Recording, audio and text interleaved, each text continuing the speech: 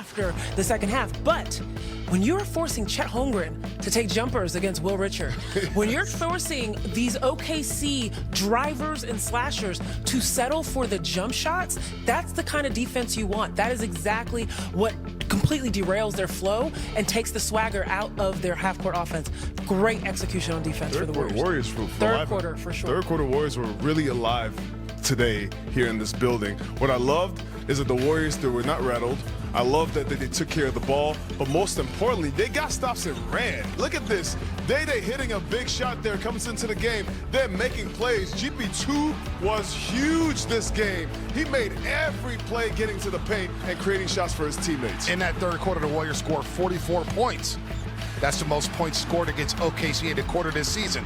Heck, the Warriors scored 44 points in the entire first half. So they turned up the juice in that third quarter. They shot nearly 59% from the floor, 6-12 from the three-point line, Zena. And again, they out-rebounded it. But the key stat was just one turnover in that third frame. Exactly. When you value the basketball, good things happen. And that's what you saw. Not only were they able to value that, and this was huge shot with the go-ahead there at the end of the third. But when you value basketball, good things happen. They were able to just be able to capitalize on the speed with which they were playing. Before, OKC was dictating that first half. And even though the Warriors were in it, they were able to come back in that third because they dictated the pace. And the Warriors went on that run in the third quarter after Draymond Green picked up his fourth foul. But he came back in to play inspired basketball. Seth Curry, we're going to talk about him in a second here. He was lights out. Look, he's had a chance to watch this offense for many, many years, watching this big bro. It was like he's been in the system for 15 years.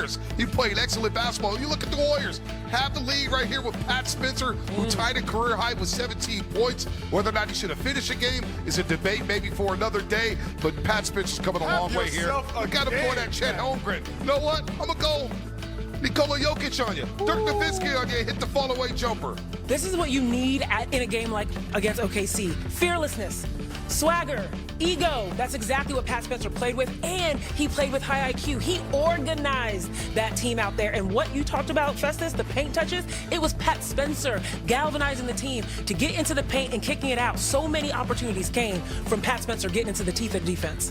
But it was just too much. Shai Gilgeous-Alexander. He's the MVP for a reason. He went 5 of 6 from the three-point line tonight. We talked about his weaknesses. It's the three-point shot. Not tonight. Not this season. You see the look on his face right now? Oh, he wants it. That's an MVP from last season that's playing like he got snobbed last year. Like what I've seen from Shai right now is a hunger. You saw he went 5 for 6 from the three-point line. He was getting to the paint at will. When the Warriors were making the run, he was the guy who got into the teeth of the defense, went on Pat Spencer, and scored and broke that run.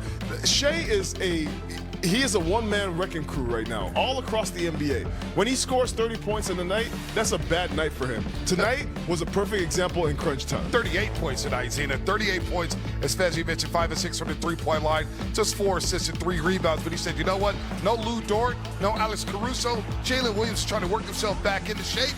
I will take this dance here at Chase Center, and he did a little bit of everything. We know he can snake into the paint. He can snake around screens. He's one of the most creative shot creators in this league. He can score at all 3 levels. But what he did most importantly is what I told you, Bonte, that he would do in our pregame show. Clean up messes. When OKC could not find their outside shot, when they couldn't find their mid-range shot, it was Shai Gilgeous-Alexander that got things going on defense, got things sped up for the Warriors, and then found his shot again in that second half. This is why he's number 1 in points in the fourth quarter. He's number 1 in points in clutch time. He finishes things for OKC. And he's also making some history here. Number 2 on the all-time list. This is how many straight games he scored at least 20 points. Well, he scored at least Fezzi in 94 consecutive games behind Wilt Chamberlain, who he just surpassed. Wilt Chamberlain's on this list twice. Whenever you are, that's actually insane.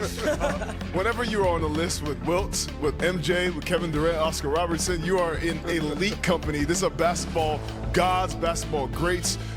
The way Shai is playing right now, this is how the team is getting its swagger. He's coming on the floor. He's scoring at will. He's leading the charge on the defensive end. He's one of the leaders in steals on the team. I mean, all across the boards, he's filling in. But tonight was a perfect example of why this team is as good as it is. You're missing about 3 key players on your team. Isaiah Hartenstein. You're missing Lou Dort.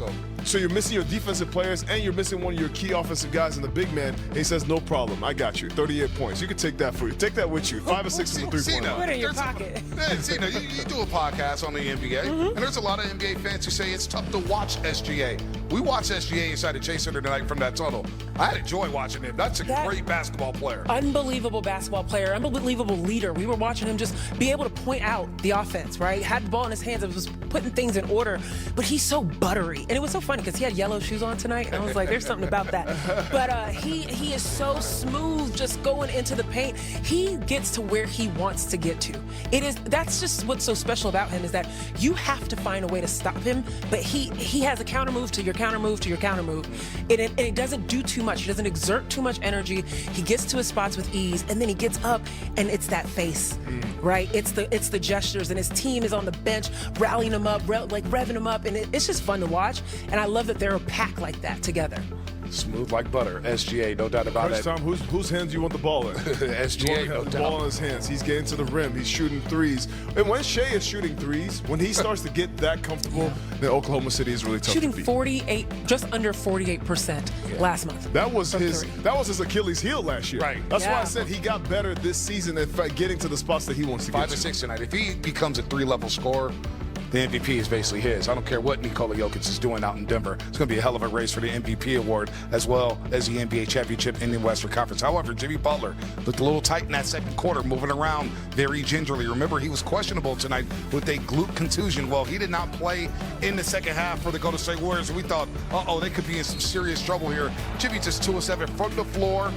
6 points, but it was the left knee soreness. So this is another injury to monitor for the Golden State Warriors. Again, Jimmy Butler, left knee soreness, Desi. That's a tough blow for the Warriors. Yet another injury, currently dealing with Steph. Now Jimmy, who is the guy that the Warriors are looking to lean on when Steph is out the game. So right now they're playing, that's a really tough look for the Warriors. Inspired basketball regardless, because losing Jimmy in the middle of the game right there, usually a team goes down. But what I loved and what I enjoyed seeing is those points in the paints that we were talking about that usually Jimmy is a leader of, well, they found it in a bunch of different ways. You saw GP2 make buckets, make plays for his teammates. I saw Seth Curry come into the game, hit some big shots. Draymond hit some big shots. The team really filled in for themselves. This is a team, you say what you want about moral victories, but if you lose your key guys and your bench comes in and plays the way they do, I feel like there was a step towards finding that identity that Steve Kerr's been looking for. I feel like you're transmitting your thoughts right into my brain, because that's exactly what I was thinking. This is an opportunity for the Warriors to be able to look at their bench. This is not the end-all be-all. Guys, this is early in the season, okay? There's still three-fourths, of the season to keep going. And this is where you find the guys that can step up, the guys that can make habits of being good off of the bench. We know that the Warriors have had a wonderful bench. They've been blessed with a wonderful bench these last few years. This year was struggling a little bit, trying to find more consistency out of them. So this is an opportunity. We're not going to look at it as a positive that Jimmy is hurt, don't get me wrong. But if there's a silver lining, it is being able to find those guys to step up and step in. You need them on this 4-game trip. Again, Philadelphia, Cleveland, Chicago. That's a tough trip in the Midwest there. But you talked about guys coming off the bench here. How about Seth Curry? His first game as a member of the Golden State Warriors. We signed him yesterday. They've been waiting to sign him. We got a Curry. We got another Curry here. Played just shy of 18 minutes. Dub Nation gave him a standing ovation. You know what he does? He goes 6 of 7 from the floor. 2 of 3 from the 3-point line. Very instrumental during that third quarter run in which the Warriors scored 44 points. He looked like a natural fit within the system. Heck, again, Fezzi, he's been watching his brother play all these years, so he knew exactly where to be, when to cut, when to pass, and he could always score the basketball. Not only has he been watching his brother play these years, he's been watching this team play all season long, just waiting for his opportunity. Just got signed earlier this week. and now he's just back on the floor. And his first bucket was tough. A step-back jumper with a hand in your face. From there, it was just on and popping. All right, Seth Curry was trying to. I thought they needed to draw more plays for him. Yeah. And now the Warriors are seeing what he can bring to the floor. It's just good to have him on the floor with Steph Curry missing and that three-point shot. I thought it was beautiful. A beautiful addition for the Warriors offense. Absolutely. Before the game started, Seth Curry stopped by with Kerith Burke, and he talked about the positives of this team being veteran, being established. And now he inserts himself as another one of those people. As soon as he got on the floor tonight, pointing folks out. Get over here, get over here. He's talking through the defense aspect of it. And then, of course, contributed what he did on offense. I love just how flawlessly he came in and started directing things. And he was part of that group that was forcing the issue at the rim. Seth ain't but so big, okay? So the fact that Seth is doing that, GP2's doing that, Pat Spencer's doing that, this was great for him to model that for the young guys. The best part of this all is that, that number 31 jersey looks so good on him. I love that number on him. The spacing, the shooting, Yes. which Dalton mentioned during the pregame show. They take a lot of attempts. One of the top teams in the league when it comes to three-point attempts. They don't make as much. They're in the middle of the pack there, but you had a three-point shooter like that who we knew shot in the mid-40s last year.